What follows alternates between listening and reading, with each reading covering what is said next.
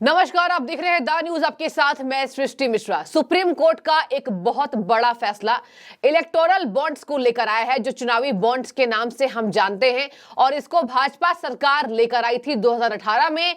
तत्कालीन वित्त मंत्री हमारे अरुण जेटली, जो कि दिवंगत हो गए, ये उनकी देन थी, उनकी दिमाग की ही उपस्थिति, जो कपिल सिब्बल भी बोलते नजर आ रहे हैं। आपको बता दें, बड़ा फैसला सुप्रीम कोर्ट का इलेक्टोरल चुनावी बॉन्ड्स को लेकर। इसको असंवैधानिक करार दिया गया है, इसको बैन कर दिया गया है। और 12 अप्रैल तक, मतलब जो ये अभी कमिंग डेट्स हैं, 12 अप्रैल तक स्टेट बैंक ऑफ इंडिया को उनके सभी शाखाओं से चुनावी बॉन्ड के पूरे जानकारी को सार्वजनिक करनी होगी। बड़ी खबर इस वक्त की, ब्रेकिंग न्यूज।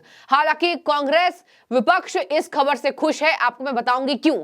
लेकिन आपको मैं ये भी बताऊंगी कि भाजपा किस तरीके से दावे ठोक रही है कि हमारे जो चुनावी बॉन्ड हमने अधिकृत किया भी, और ये जो फैसला हम लेकर आए थे, ये जो हम तरीका लेकर आए थे, और ये फंड जारी करने का जो हमें किसी भी राजनीतिक पार्टियों को लाभ पहुंचाने के लिए, मतलब चुनाव के मद्देनजर पैसे को देना इसमें शामिल था। और ये पूरा पारदर्शी है। अगर स्टेट बैंक ऑफ इंडिया की सभी शाखाओं में इसकी जानकारी है, तो जाहिर सी बात है, यदि कोई कॉर्पोरेट हाउसेस ये चुनावी बॉन्ड को किसी राजनीतिक पद को देता है, राजनीतिक दल को देता है, तो उसकी सारी जानकारी सार्वजनिक है ही। इससे भाजपा को दिक्कत नहीं हो रही है। लेकिन बता दें आपको, विपक्ष इस फैसले से खुश है। एक एक करके आप सुनिए। पहले तो बताऊंगी आपको क्या होता है चुनावी बॉन्ड, इलेक्टोरल बॉन्ड्स क्या होते हैं। दूसरा मैं बताऊंगी कपिल सिब्बल क्या कह रहे हैं। और तीसरी में जानकारी बताऊंगी कि आखिर लोग थोड़े से सुप्रीम कोर्ट से नाराज भी क्यों हैं। देखिए, सबसे पहली मैं आपको बताऊंगी, यहां पर सुप्रीम कोर्ट ने बड़ा फैसला लेते हुए कहा है कि ये सूचना अधिकार के नियमों का उल्लंघन है। यानी कि जो हमारे वोटर्स हैं, मतलब जो आम नागरिक, देखिए अभी 24 का चुनाव आने वाला, दर्शकों, आम नागरिक चुनाव में अपने वोट देंगे, अपने मत का उपयोग करेंगे।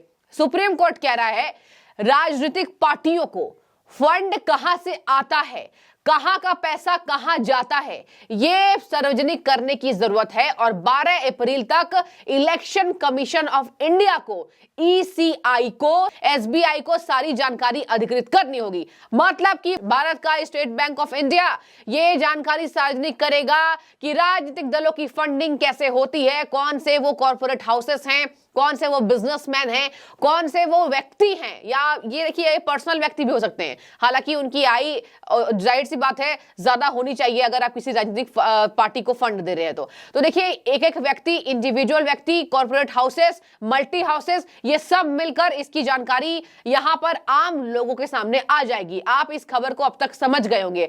दूसरी बात सुनिए, सुप्रीम कोर्ट कह रहा है वोटर को पार्टियों की फंडिंग के बारे में जानने का हक है। जाहिर सी बात है, ये लोकतंत्र है। अब मैं आपको बता दूं, कोर्ट ने कहा है कि इलेक्टोरल बॉन्ड सूचना के अधिकार का उल्लंघन है। दर्शकों, भाजपा सरकार इसको लेकर आई थी। एक बात ध्यान रखिए, अरुण जेटली जी के दिमाग की उपज थी, भाजपा इसको लेकर आई थी।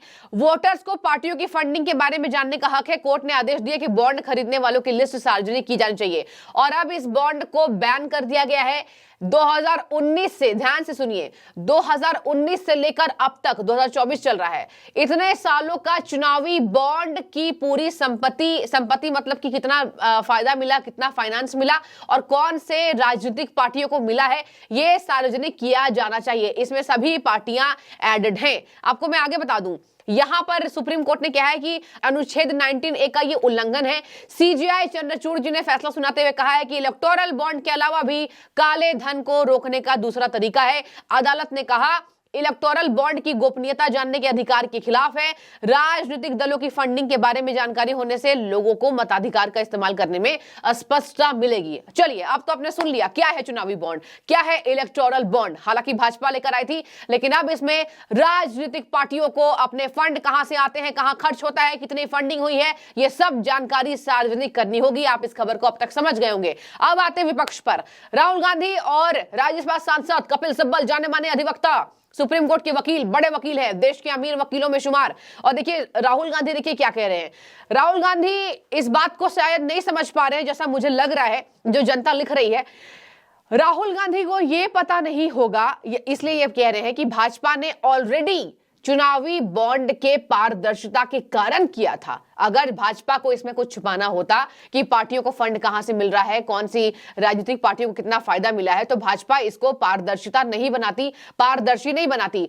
राहुल गांधी क्या लिख रहे हैं सुनिए। राहुल गांधी लिख रहे हैं, नरेंद्र मोदी की भ्रष्ट नीतियों का एक और सबूत आपके सामने है। भाजपा ने इलेक्टोरल बॉन्ड को रिश्वत और कमीशन लेने का माध्यम बना दिया था, आज इस बात पर मुहर लग गई है। राहुल गांधी ये कह रहे हैं। राहुल गांधी को ट्रोल भी किया जा रहा है। क्यों किया जा रहा है? राहुल गांधी के इस कथनी पर देखिए, राहुल गांधी ने जो ट्वीट कर दिया है उसके नीचे लिख दिया जा रहा है कि राहुल गांधी के जो पिता थे राजीव गांधी, उन्होंने खुद कितनी बार संविधान को बदला है, कितनी बार, खैर इस पर हम नहीं जाएंगे, लेकिन हाँ लोग ऐसे कमेंट कर रहे हैं। अब आते हैं राज्यसभा सांसद कपिल सिब्बल पर और सुप्रीम कोर्ट के आदेशानुसार बता दिया आपको मैंने, 12 अप्रैल तक पूरा विवरण देना होगा एसबीआई को, ईसीआई को, यानी कि इलेक्शन कमीशन ऑफ इंडिया को। इलेक्शन कमीशन ऑफ इंडिया को एसबीआई पूरा विवरण सौंपेगी 12 अप्रैल 2019 से लेकर 2023 तक के पूरे विवरण को, राजनीतिक पार्टियों को फंडिंग कहां से मिलता है। आपने सुन लिया। अब मैं आपको बताऊंगी, ईसीआई अपने वेबसाइट पर इसको प्रकाशित करेगा। लोग थोड़ा सुप्रीम कोर्ट से इस बात से नाराज हैं, जाहिर सी बात है, वो भारतीय जनता पार्टी के समर्थक या फिर जो लोग हैं। लोग क्या लिख रहे हैं सुनिए जरा, सुप्रीम कोर्ट को और इस फैसले के बाद लोग क्या लिख रहे हैं। लोग लिख रहे हैं कि भारतीय स्टेट बैंक एसबीआई कॉर्पोरेट शाखा मुंबई से प्राप्त मेरे आरटीआई जवाब से पता चला है कि एसबीआई द्वारा बेचे गए 12,000 करोड़ रुपए से अधिक के चुनावी बॉन्ड हैं। अब सुप्रीम कोर्ट के फैसले के अनुसार इन चुनावी बॉन्डों के खरीदार और भुनाने वालों के लोगों का खुलासा करना होगा। वहीं पर अजीत भारती लिख रहे हैं, लेकिन सुप्रीम कोर्ट के, देखिए सुप्रीम कोर्ट से थोड़ी नाराजगी लोगों को है, हालांकि हमारे माननीय कोर्ट है सुप्रीम कोर्ट के सभी फैसलों का स्वागत करती है जनता। तो देखिए अजीत भारती क्या लिख रहे हैं। लिख रहे हैं, सुप्रीम कोर्ट के जजों की संपत्ति के बारे में जानकारी ना मिलना सूचना के अधिकार का हनन नहीं है। यदि हमें जजों और उनके परिजनों की संपत्ति का ब्यौरा मिल जाए, मतलब कि लोग लिख रहे हैं कि अगर सुप्रीम कोर्ट के जजों का विवरण भी मिलता तो बढ़िया होता। क्यों भैया? पता चल जाएगा कि किस फैसले को प्रभावित करने के लिए किस जज ने कितना पैसा लिया है। ये सुप्रीम कोर्ट पर थोड़ी नाराजगी जिन लोगों की है, उनके ट्वीट्स में आपको बता रही हूं। आगे सुनिए, आगे ये लिखते हैं अजीत भारती, यदि वो निर्दोष हैं, सुप्रीम कोर्ट का पोर्टल रिक्त क्यों है? क्या वहां अपनी संपत्ति की ऐच्छिक घोषणा करने का पेज ब्लैंक क्यों है? सुप्रीम कोर्ट के ऊपर ये सवाल अजीत भारती उठा रहे हैं। इन्होंने लिखा, सुप्रीम कोर्ट के जज केवल ज्ञान देने में आगे, इनके मोरल लेक्चर दिलवा लो, अपने आचरण में ये बात नहीं उतारते। तो देखिए ये सुप्रीम कोर्ट को अजीत भारती लिख रहे हैं, यानी कि थोड़ी नाराजगी लोगों की आई है, लेकिन माननीय कोर्ट है, इसका हमें स्वागत करना है, इस फैसले का वेलकम करना है और सुप्रीम कोर्ट की सभी बातों को मानने का अधिकार लोगों को है और लोगों को ये अपना पहला फैसला भी है। आपको बता दें अब यहाँ पे क्या लिखा जा रहा है। देखिए कपिल सिब्बल राज्यसभा सांसद कह रहे हैं, मेरे फ्रेंड अरुण जेटली के दिमाग की उपज थी ये, और ये लोकतंत्र सिक्योर करने का तरीका है। इनको खुशी हो रही है इस बात से। ये लिख रहे हैं, चुनावी बॉन्ड योजना पर सुप्रीम कोर्ट के फैसले पर राज्यसभा सांसद कपिल सिब्बल ने कहा, यह न केवल ए बी या सी राजनीतिक दल के लिए बल्कि लोकतंत्र के लिए भी आशा की एक बड़ी किरण है। ये नागरिकों के लिए आशा की एक बड़ी किरण इस देश की है। ये पूरी योजना मेरे दिवंगत मित्र अरुण जेटली, जो कि तत्कालीन फाइनेंस मिनिस्टर थे, बहुत अच्छे नेता थे, उन्होंने कहा कि मेरे मित्र अरुण जेटली के दिमाग की उपज थी, वास्तव में भाजपा को समृद्ध करने के लिए बनाई गई थी, क्योंकि हर कोई जानता है कि भाजपा सत्ता में थी। देखिए ये तो शुरू हो जाते हैं हर बात पे। ये लिख रहे हैं, भाजपा सत्ता में थी और चुनावी बॉन्ड योजना के माध्यम से कोई दान भाजपा के पास आएगा। मैं समझता हूं कि एक बहुत ही ऐतिहासिक फैसला है। आपको याद होगा कि जब ये संशोधन लाया गया था, रिप्रेजेंटेशन ऑफ पीपल एक्ट में संशोधन लाया गया था और इनकम टैक्स एक्ट में संशोधन लाया गया था, कंपनीज एक्ट में संशोधन लाया गया था। इस नजरिए से लाया गया था कि इसके द्वारा जो बड़े बड़े उद्योगपति हैं वो निश्चित रूप से पैसा भाजपा को देंगे, क्योंकि भाजपा की सरकार थी। तो ये मेरे दोस्त लेट अरुण जेटली जी का ब्रेन चाइल्ड था और इसका नाम रखा था इलेक्टोरल बॉन्ड स्कीम। तो इसका इलेक्शन क्यों लेना देना नहीं है? क्यों नहीं लेना देना? क्योंकि इलेक्शन में तो हर कैंडिडेट को 95 लाख से ज्यादा तो खर्च कर नहीं सकता, ठीक है ना। और जो एमएलए है वो 45 लाख से ज्यादा नहीं कर सकता, वो भी वाइट में खर्च करेगा। तो ये तो सारा वाइट का पैसा था, तो ये तो वहां जा ही नहीं सकता। तो ये तो इलेक्शन से कुछ ताल्लुक ही नहीं है इसका। It's a bonding. ये तो बॉन्ड करना था अपने आप को नजदीकी, क्योंकि जो भी पैसा देगा वो टेलीफोन करके बात भी कर सकता है, राइट। उसकी बात भी सुनी जाएगी, उसके काम भी होंगे। तो निश्चित रूप से ये जो इलेक्ट्रल बॉन्ड स्कीम है और सुप्रीम कोर्ट ने जो आज रद्द की है, तीनों income tax, companies act and representation people act की अमेंडमेंट रद्द कर दी हैं। तो अब क्या होगा कि 3 हफ्ते में जो स्टेट बैंक ऑफ इंडिया के पास जानकारी है कि किन किन लोगों ने इलेक्ट्रल बॉन्ड खरीदे और किस पार्टी को दिए गए, वो सारी जानकारी 3 हफ्ते में इलेक्शन कमीशन को दी जाएगी।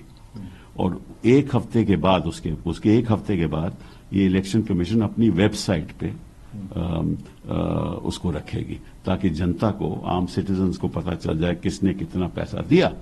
साथ में एक और भी अभियान शुरू हो जाएगा कि किसने कितना पैसा दिया और किसको कितना फायदा हुआ, ये भी साफ जाहिर हो जाएगा, क्योंकि जिन लोगों ने पैसा दिया उनके प्रति सरकार ने फायदा भी दिया होता है। ऐसा तो है नहीं कि पैसा लेकर कोई फायदा नहीं करता। तो यही सुप्रीम कोर्ट ने भी कहा है कि इसके पीछे तो क्विड प्रो क्वो हो सकता है। सुप्रीम कोर्ट ये नहीं कहा कि है, हो सकता है, और वो पता चल जाएगा।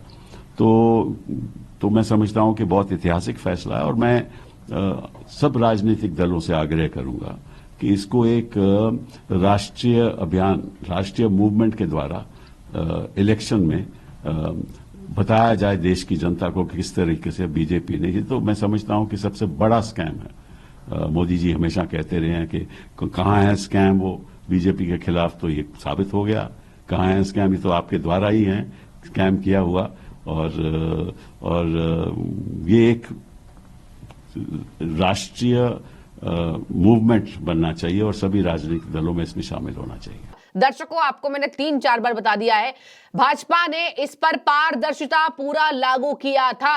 अगर एसबीआई की रिकॉर्ड है तो भाजपा ने इस पर पारदर्शिता यानी कि ट्रांसपेरेंसी, किसके पास कितनी संपत्ति थी और किसने क्या दिया, यानी कि भाजपा के मन में खोट नहीं था। इसी वजह से भाजपा ये जो स्कीम है वो लेकर आई थी। आगे सुनिए, सुप्रीम कोर्ट में कपिल सिब्बल कहते हैं भाजपा के बारे में कितना दान दिया गया वो पता चल जाएगा। लिख रहे हैं, दिलचस्प बात यह है कि इस चुनावी बॉन्ड योजना का चुनाव से कोई लेना देना नहीं है। यह वास्तव में कॉर्पोरेट सेक्टर, ये फिर आगे कॉर्पोरेट सेक्टर अडानी और अंबानी के पास ही आ जाएंगे। अभी कुछ दिनों में आने वाले हैं, देखिएगा ये इलेक्टोरल बॉन्ड्स को लेकर कपिल सिब्बल फिर से यही बात कहेंगे कि यहां पर गौतम अडानी को कितने पैसे दिए हैं मोदी सरकार ने और कितने पैसे गौतम अडानी ने मोदी सरकार को दिए हैं, ये बात का खुलासा हो जाएगा। बल्कि ये बिल्कुल उस बारे में लेना देना कोई इससे नहीं है। आगे सुनिए, लिख रहे हैं भाजपा का इससे बढ़ा है चंदा, 5 गुना ज्यादा बढ़ा है, 6000 करोड़। अब आपकी झोली में 5000 से 6000 करोड़ है, जिसका उपयोग चुनाव में बिल्कुल नहीं किया जाना है। आप एक राजनीतिक दल के रूप में अपना बुनियादी ढांचा तैयार कर सकते हैं, आप आरएसएस के लिए बुनियादी ढांचा तैयार कर सकते हैं, आप अपना संचार नेटवर्क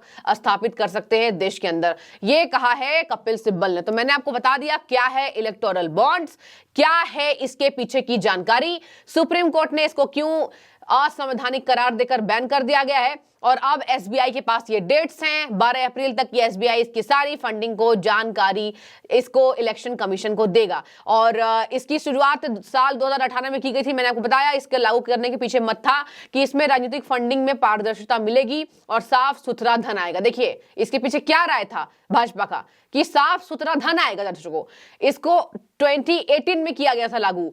इसमें कॉर्पोरेट संस्था बॉन्ड खरीदकर व्यक्ति राजनीतिक दलों को चंदे के रूप में दे सकती थी और राजनीतिक दल इस बॉन्ड को बैंक में भुनाकर रकम हासिल कर सकते थे। इसी वजह से इसमें एसबीआई का रोल है। आपको मैंने एक एक करके इस बात को समझा दिया है। अब आपकी राय रखिए, आपको क्या सुप्रीम कोर्ट का फैसला ये सही लग रहा है या फिर इसको लग रहा है आपको कि इससे विपक्ष को एक थोड़ी प्रॉब्लम, जो आपने देखा राहुल गांधी कह रहे हैं कि भाजपा जो है वो लूटती थी, तो आपकी क्या राय है? क्या वाकई आपको ऐसा लगता है कि सुप्रीम कोर्ट के फैसले का भाजपा खुद स्वागत कर रही है? तो आपकी जो भी राय हो जरूर रखें। बहुत शुक्रिया आपका।